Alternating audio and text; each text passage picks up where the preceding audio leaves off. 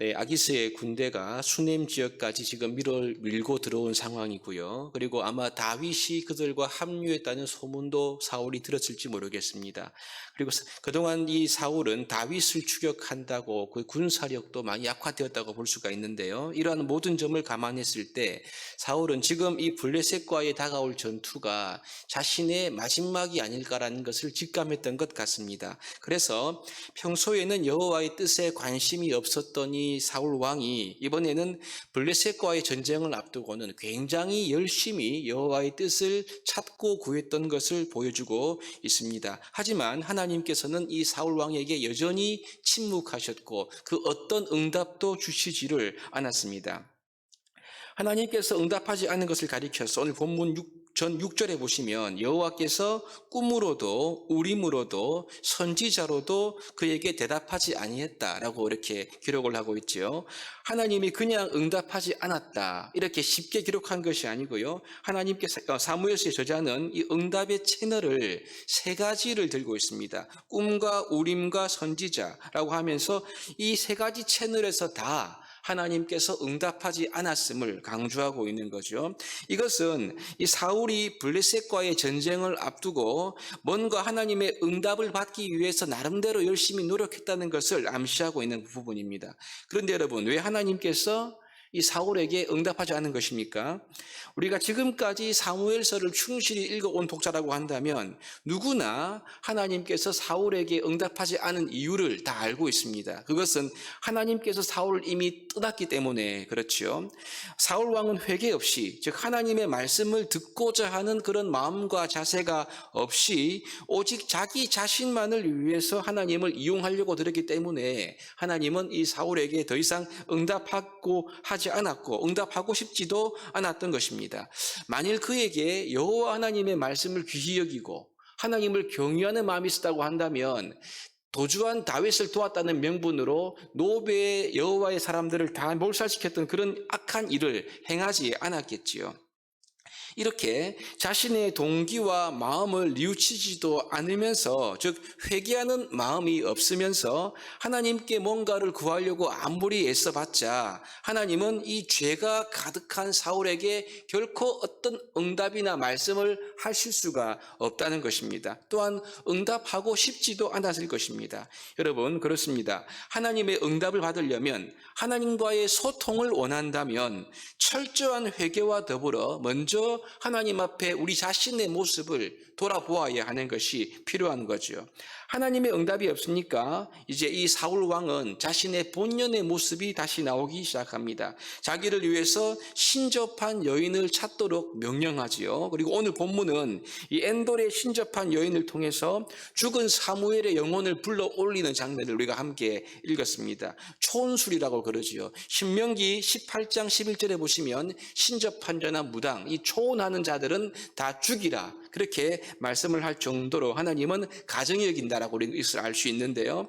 사울은 이 엔돌에 신접한 여인이 불러들인 이 사무엘과 대화를 합니다. 그렇지만 이 사울은 자신이 만족한 대답을 얻지를 못하지요. 그리고 결국은 전쟁에서 죽을 것이다라는 이 불길한 이야기를 듣게 되고 크게 낙심하게 됩니다. 사실 오늘 본문의 말씀은 논란이 많은 말씀입니다. 엔돌의 무당이 불러들인 이 사무엘과 사울이 대화한 내용을 보면 사실 이 사무엘이 진짜 사무엘 같기도 하고요. 또 근데 이 내용 자체도 사무엘서 전체의 내용과 크게 어긋남이 없기 때문이거든요. 그래서 이 엔돌의 무당이 불러들인 사무엘이 진짜 사무엘이냐 아니면 가짜냐 하는 것에 대한 논란이 있습니다. 결론부터 말씀드린다면요. 오늘 사울의 이제 엔돌에 신접한 여인이 불러들인 사무엘과의 대화를 하는데 이 사무엘은 진짜 사무엘이라고 보기가 어렵습니다. 우선 여러분 상식적으로 보신다면 사무엘처럼 이 경건한 하나님의 사람이 하나님께서 가증히 여기시는 이 무당을 통해서, 이 초원수를 통해서 이 세상에 다시 올 수 있느냐, 그렇게 보기가 어려운 것입니다. 두 번째는요, 성경을 볼 때는 전체적인 관점에서 볼 필요가 있는데, 성경을 전체적으로 볼 때 사람이 죽게 되면 그 영혼이 다시 세상에 올 수 없다는 것을 전제하는 것이 일반적인 관점입니다. 부자와 나사로의 비유를 볼 때 우리가 대략적으로 알 수가 있지요. 무엇보다도 역대상 10장 13절에 보면 이렇게 말씀하는데요. 사울이 죽은 것은 여호와께 범죄하였기 때문이라. 그가 여호와의 말씀을 지키지 아니하고 또 신접한 자에게 가르치기를 청하고 여호와께 묻지 아니하였으므로 여호와께서 그를 죽이시고 그 나라를 이새의 아들 다윗에게 넘겨 주셨더라. 지금 이 역대기는 후대의 저작이지 않습니까? 이 후대의 저자가 사울이 신접한 여인의 가르침을 청한 것을 타락의 절정으로 이해하고 이렇게 기록한 것을 우리가 볼 수가 있습니다. 여러분, 이런 점들을 감안할 때 지금 이 신접한 여인이 부른 사무엘은 진짜 사무엘로 보기가 어려운 거죠. 그럼 여러분, 이 사무엘은 누구일까요? 이것은 악령의 속임수라고 볼 수가 있습니다. 어제 마귀와 악한 영들에 대한 말씀을 짧게 나누었는데요. 마귀는 거짓의 압이라고 말씀을 드렸죠. 온 세상을 꿰는 자다. 그래서 마귀가 제일 잘하는 것이 속이는 것입니다. 여기 보시면 오늘 사무엘과 사울의 대화를 보면 이 말이 너무 다 맞는 것 같아 보입니다. 그래서 과연 이것이 악령이 하는 말인가? 라고 볼 수 있는데, 사실 여러분, 오늘 이 엔돌의 무당이 불러들인 사무엘이 하는 말을 가만히 보면 사무엘상을 읽은 독자라면 이 말 가운데 모르는 내용은 아무것도 없습니다. 그렇지 않습니까? 새로운 게 없죠. 이미 다 있었던 이야기만 반복해서 하고 있는 것을 보게 됩니다. 귀신, 즉 악령들은요, 그럴듯하게 흉내를 내고 속이는 것뿐이지 그들이 하나님의 뜻을 거슬러서 무엇을 할 수 있는 것은 아니라는 거죠. 그래서 여러분, 우리가 두려워할 필요도 없고 그것들을 의지할 필요도 없는 것입니다. 이미 하나님께서는 사울을 패하시고 다윗을 이스라엘의 왕으로 세우고자 하셨기 때문에 지금 그 뜻이 성취되는 과정 가운데 역사가 흘러가고 있지 않습니까? 엔돌의 무당이 불러들인 그 존재가 무슨 말을 한다 한들 그 하찮은 악령 따위가 하나님의 뜻을 거슬러 그 무엇을 할 수 있느냐? 아무것도 할 수 없다는 것을 우리가 알 수 있는 거죠. 그리고 오늘 이 본문을 통해서 우리가 생각할 점은요, 이 무당이 불러들인 사람의 말이 맞냐 틀리냐 이것이 아니고요, 사울이 회개하지 않고 지속적으로 죄 가운데 거하면서 아무리 하나님께 물어봐도 그 어떤 응답이 없었다, 이 점이지요.